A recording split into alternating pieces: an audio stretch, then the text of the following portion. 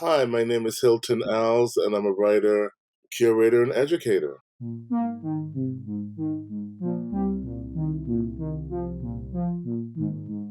From David Zwirner, this is Dialogues, a podcast about artists and the way they think. Part of the tension of the paintings is what is permissible.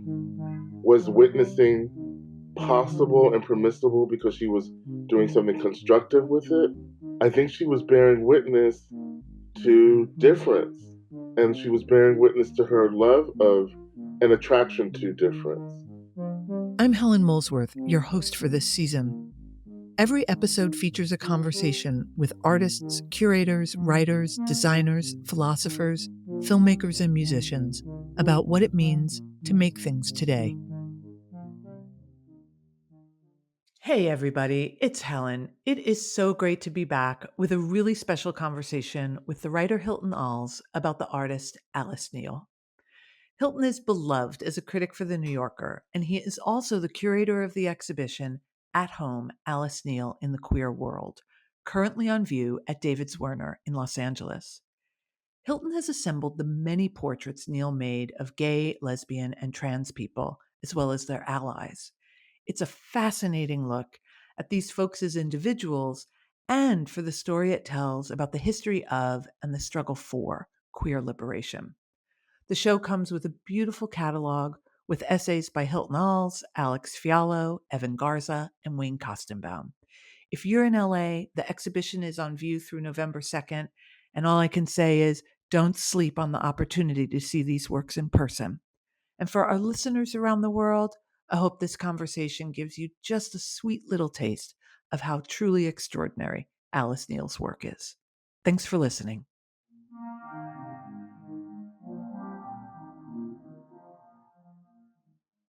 All right, Hilton, thank you so much for joining us on the podcast. This will be our second time talking about Alice Neel. It's Yes. your second foray into working with her paintings. I thought we might start in the space of fandom and work Mm, our way out from there. Because one of the things I sense in your work on Alice Neel is your deep and abiding love of both her work and her person. This is yes. not an art historical exercise for you. You don't labor to place her in the canon or redress previous unsatisfactory arguments, but you do Yes. set out to establish her as a painter of the historically underrepresented. And you've Yeah. done so during an art world reckoning about who gets to make pictures of who. So, my Yes. question is twofold. Why is Neel such a lodestar for you? And why have you decided to engage curating as your primary involvement with her rather than, say, one of your magisterial profiles for The New Yorker? Oh, that's a very good question. I think I'll answer the latter part of it first in saying that Alice demands a kind of physical reaction. I don't think that I would be particularly satisfied just quote unquote writing about her. I think that when you're in the presence of those paintings, they have such incredible psychic energy that you feel touched by them, as in a physical response, and then you want to have a physical response to the work. You want to arrange it in a way that is less standard art historical curation and much more about the story that she's left behind. I think that there are many, many stories to mine in her work still. And if you look through any number of paintings, there are a lot of people, a lot of different kind of people, different in quotes, people that she was taking time with. So I always feel that when I see a painting in a gallery space or a viewing room, I always want to do something with it. I don't think she's the kind of artist that we are supposed to sort of be silent and reverential. I think we're supposed to take the lessons of the painting, which are the lessons of inclusion and possibility. That's all inclusion is really, is possibility, and you take that and you run with it. And that's why I feel so drawn to it. Physically, I think she demands it, is in truth. The first part of the question had to do with why. Well, it began with a great course that I took at Columbia University with a brilliant scholar and teacher named Kenneth Silver. He's at the Institute now. And he had a course, it was a course called Art of the 60s. And I think that's the first time that I ever saw Alice, and it was a portrait of Linda Nochlin and her daughter. And I remember going to Avery Library and finding one little book, and it was the catalog for the Whitney retrospective. And it had such an incredible effect on me because it was a world that I understood, not only from where I had grown up, but where I was entering, right? Which was kind of art historical circles at Columbia at that time. So the incredible range of her work told me that she was a whole person. Often with artists, and I hate to say it, but often with male artists in particular, they're stuck in making product that is recognizable as them. What Neel was always engaged in was us. How do I convey this event of you sitting with me? How do I convey the event of you and the feelings that you engender in me? So I think the amazing thing is that I feel that we get to ask her that question now as an artist, right? What does she mean to us? What is the psychic energy of these paintings? What do they do to us? And so we have to engage in a really on a visceral level. One of the things I hear in that us is New York. You Yes, are a native New Yorker. yes. Neil's not a native New Yorker, but in the way of New York is her home, and she is very much of that place. She didn't like to leave it much.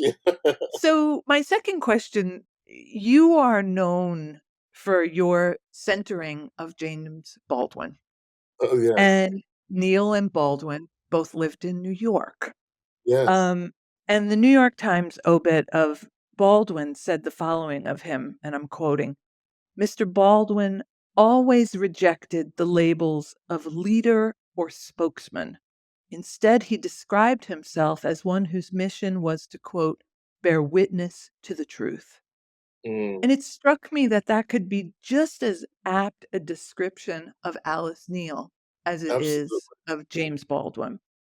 And I wondered if you wouldn't mind just talking a little bit about their mutual role as witness rather than, say, spectator, Mm, participant, documentarian. Like, what is the valence of that word for you when you think about these two people who you really have done so much work on?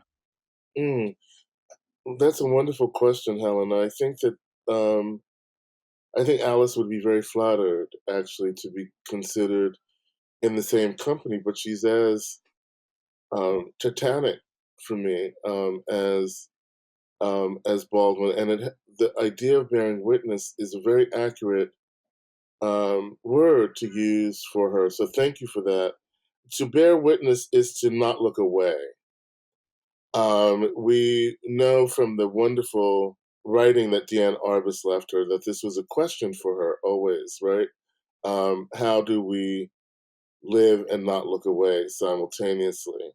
And there's a wonderful letter that I love to quote to my students as Deanne Arbus writes to Marvin Israel, and she describes someone collapsing in the street and how people ran to help the person. And she says, would it have been better to look away? And it's a question, A, for the well brought up lady, right? You help, you don't observe, you don't gawk, you don't record. And I think it's a question that Alice, part of the tension of the paintings is what is permissible? Was witnessing possible and permissible because she was doing something constructive with it? I think she was bearing witness to difference. and she was bearing witness to her love of and attraction to difference. So the worlds in a small room that she captured really were universal questions that she was bearing witness to, which is, why do people feel different? Why do we make people feel different? What does it mean in the hierarchy of being to say that someone, point a finger and say someone is different? I think Baldwin was doing something similar, which is to ask the question, and not look away. Alice and Baldwin would not look away. As Mm. painful as it was sometimes, women are taught to look away or to help or to see the problem and fix it, right? But when you're looking, it's almost always the province of men to look straight ahead at someone, Mm. find the truth in someone. Women are very, very rarely allowed that possibility. And I think Alice ran with it. And I think that that's why we keep going back to the work, in the way that we keep reading Baldwin, which is, as painful as this situation is, whether it's her housekeeper, Carmen, and her daughter, there's an amazing amount of work that is so much about the act of a woman taking this power for herself and looking, no matter how much pain there is, she knows that her job is to bear witness to this situation. This is your second exhibition of Neel's work, and the first was Alice Neel Uptown. It Mhm. focused primarily on the portraits of her uptown neighbors when she lived in Spanish Harlem. And in that show, you focused on her subjects who were poor, who were immigrants, working mothers, folks who were ill, illness largely brought on from poverty and the general lack of social care. And importantly, like the we know this, it's a truism that the history of portraiture in the West, these are not the people who get their pictures taken. That's right. Um, They can't and now commission you them. yeah, you can right, they're outside of the economic realm Yes, of portrait production. yes. So now you've taken another tack through her work and you're showing us queer folks that range primarily from the days of the closet, pictures made in the 30s, to the days when the closet door cracks open a little bit in the 60s, to works made when the closet had not yet been banished, but many of us still lived in the realm of what we used to call the open secret, Mhm, when gay folks lived their lives, but we did so in a kind of tacit and unspoken manner. mhm, And with the exception of the portraits of Catherine Soffield and Annie Sprinkle, most of the folks imaged in the portraits had their portraits done before the word queer had been rewritten as revolutionary rather than a slur. mhm. And in your essay for the catalog, you refer to yourself as gay, and the word lesbian is largely absent from both the show and the book. And I guess I wanted to talk to you about your use of the word queer in the title of the show rather Mm. than gay or gay and lesbian or gay and lesbian and trans. Like, what is the valence of that word for you? What does it let you do? And what does it maybe occlude? Well, that's a very good question, and the word queer is an opening up of gay, lesbian, trans, etc. It's an opening up, and there are people in the show like Bella Abzug who weren't gay, right? But who was an advocate for gay rights. And if you have queer this is a great question. If you have queer as the kind of all enveloping word, it is a word about inclusion. So if let's say I wasn't gay, but I was working very hard on gay rights, um, I would want to be included under the banner of queer.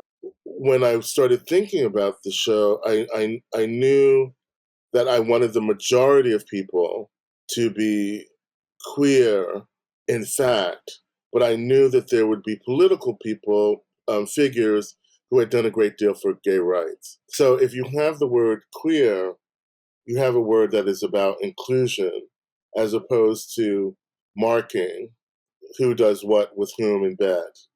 you had a beautiful line at the top of the podcast that inclusion means is possibility, Yes. which is a really beautiful line because of course what you do on your own is that's your engine, right? It's all about can you be in the room where things are done. Yes. Um so does queer is there it opens the field. I guess I'm curious because I was really struck when you refer to yourself as gay in the text. Uh, Um, because I go back and forth. Am I gay? Am I a lesbian? Or am I queer? And right. You can be and all. sometimes and we all are. And sometimes standing in front of those Neel paintings over the weekend at the opening of your show, I too was like, is Bella like I know she's not a lesbian, but she's but I remember as a child watching her on, TV and thinking, "Wow, that lady is not like the other ladies." No, she's right. Exactly. Exactly. Right. That you're dealing with someone who is a force and has no ambivalence about being a force in the way that Alice doesn't have really great ambivalence about witnessing, right? This show, particularly as you go along and get to the back room, is this is a show about opening up. So you go from the galleries. The first gallery is a little bit dark. The middle gallery gets a little bit lighter, and then you have this splash of light, color, and joyfulness. And I wanted the architecture of the show to give us that visual information without saying, "Oh, now we go, in this room, blah blah blah." I wanted the architecture and the light of Los Angeles, but also the lightness of Alice's touch. The painting started to get lighter and lighter and lighter as she got older, and it was because her hand could have bring the same effect that she had brought in 1960 with less lines in 1982. So for folks who might not get to see the show in LA, I just want to sort of set up the next question. Spatially, as Hilton, you just talked about this. There is this last room, this sort of grand room in the show. And on the back wall, the picture of Ed Koch is on the left and Bella Abzug is on the right. And then to the left of Ed Koch is Henry Geldzahler, and to the Yes, right of Alice Neel is Annie Sprinkle. And yeah, it's an amazing moment of install because both Bella Abzug and Annie Sprinkle have very large breasts, and Alice Neel has witnessed their very large breasts. She does yeah, not turn away, or she does, to use your word of earlier, she really gawks at those yes, breasts. yes, Annie Sprinkles are nude and Bella's are in a jumper, but she's got like these circles of white paint on her and black jumper that energy, yes, yeah, like yes, they're they're bazookas, as we might have said when I was a kid. that's funny. um, so I guess there was part of me standing there.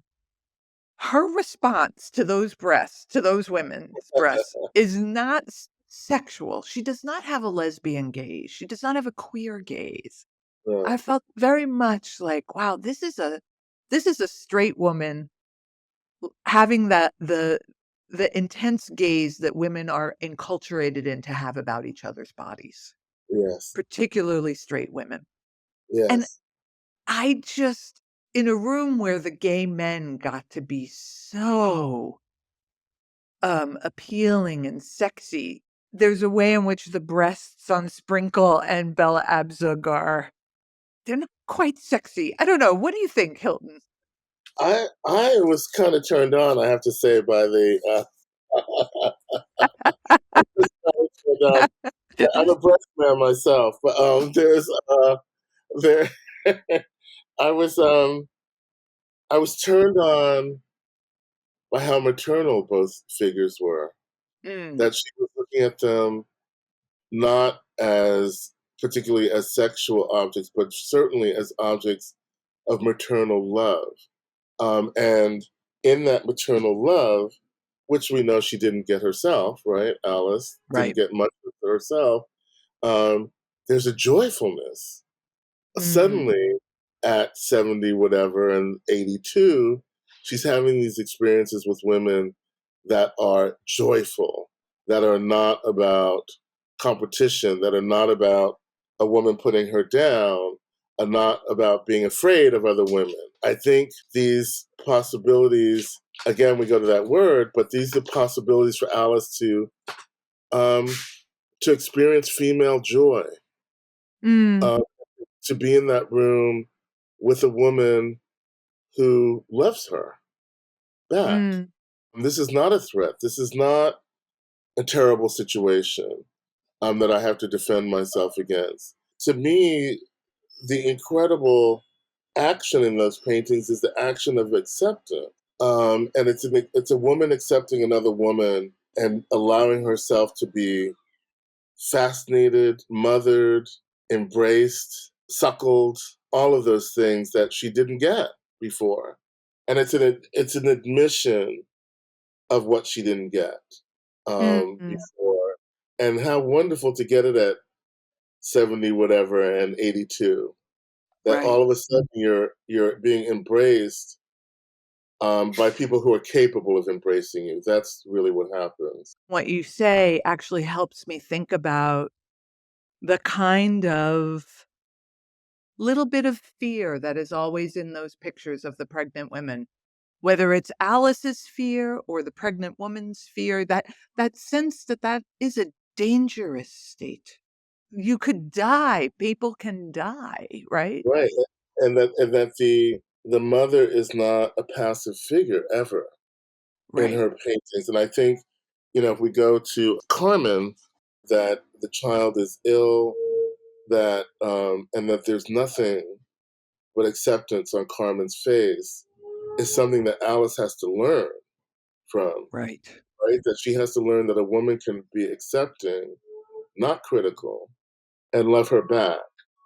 So these late works are really, in a way, about a woman accepting her, and Mm, accepting the fact that we are complicit with each other. We're women.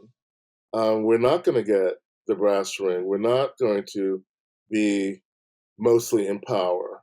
I hope that we can have those moments in our lives as we get older where we're like, oh, wow, I was wrong about this. one of the one of the privileges, right, of growing older is being able to take all that you've read and seen and felt and done and use it, and to know that it means you can change, Yeah, that that change is possible. I mean, I think yeah, that is I mean, that's my own experience of aging is it's remarkable to me how much change occurs. It is yes, an unstoppable thing, and if you can embrace it, as I yeah. think Neil does. She's not engaged in what youthful people are often engaged with, which is a kind of idea of perfection, right? You give up. I mean, one of the things that's such a relief is that you give up this idea that something can be perfect. There's that wonderful moment in Toni Morrison's The Bluest Eye, and she talks about the black women in the town were no longer susceptible to the prying eyes of younger men. They were older. They could, with a kind of relief, tie their heads up and get on with it. In other words, they were free, finally. They were free from the role of mother, whomever. And I think in the later paintings, Alice has a kind of degree of freedom and a sense of sort of not wasting time, Right, right? She doesn't want to waste any time. But she doesn't have to because she knows how she can bring those effects to the fore because of just knowledge and experience and work. That's I mean, you can only get to that place really if you are a worker and you've worked mm. every day of your life to understand who you are and what your medium is. I think that she understands. It's so beautiful, the late paintings, because she understands her medium. Another quote was, Tony was 80 or something. She says, I know now how to do it all the time, to write all the time. It just life takes away. Time can be very cruel, but it can also be very generous to artists who are paying attention. Yes. And I think there is I mean, I have in my head this category called old lady knowledge. Oh And yes. I understand that there is something that older women know in particular because women, as you just said, there's a moment when, as a woman, when you are no longer obligated to perform as the subject of the gaze. And Hmm. the freedom of that is a wild freedom. I think for Tremendous. some women comes grief, but I think for many women, it comes with freedom. And that's really interesting. What do you do with that? And I think that Neel's late portraits are also the portraits of someone looking at someone else who is no longer concerned with what she herself Right. looks like, right? And there's a dynamic there that's really rich. Well, also, something that's very important for us to mention is that if the male subject is gay or queer, he's not sexualizing her, but she gets to sexualize him, right? And so Exactly. Yes. there was some Robert, the Armenian man with his legs spread, for instance, or Richard, her friend who helps her out in New Jersey. That's a huge portrait of of a man in the naturalness of his quote unquote masculinity. She's very drawn to, but she gets to decide that they're sexy. They don't go into that arena with her, but she goes into it with them.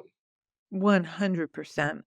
All right, so my last question in some ways picks up some of the threads because it's really a question about power. Hmm. So portraiture is a strange genre to submit to if you're in the closet. And I Yes. wonder if we could drill down a bit on the commissioned portrait of Ed Koch and the Mm, portrait of Henry Geldzahler. mm, Koch, of course, was a longtime political player in New York. He was the mayor of New York from 1978 to 89. That is a long run to be mayor of New York. It is. And he was rumored to be gay, although he never came out. Geldzahler was an extremely powerful curator of 20th century art at the Metropolitan Museum of Art. And you say of him in your essay, it's a beautiful sentence. You say, quote, Henry's labor was about taste and how being an arbiter of taste can be distancing and deforming, especially if it's removed from the real world of politics and blood. So, unlike some of Neil's other portraits of everyday folk, these two mm, men reek of power. And I hmm. think that Neil, as much as she was a champion of the poor and the outsider, was also, like many of us, inevitably deeply attracted to power, if Mm, for no other reason than she had wants and needs and ambitions whose fulfillment was bound up with those people in power. mm, mm. And I wonder if you could tell us, or if you think you can discern, is there a difference in her treatment of the powerful and the unpowerful? I think that you were so kind to come to the walkthrough, and in understanding that she would not have crossed over without working class gay men who were arbiters of taste and culture. So I'm speaking of Allen Ginsberg, Frank O'Hara, Peter Orlovsky, all of the men who kind of started to edge her into the art world, right?